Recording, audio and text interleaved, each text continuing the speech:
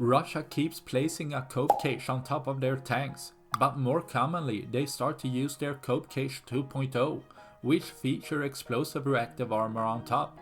While this does improve the protective capability of the cope cage, it still adds little value, as seen as a T-80BV tank with a cope cage 2.0 had been immobilized.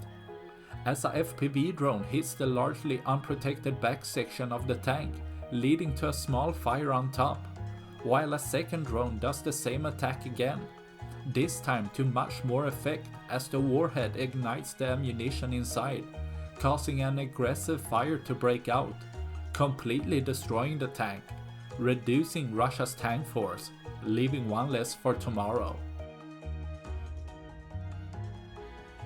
That's all I had for this video. Please like and subscribe for more. Thanks for watching.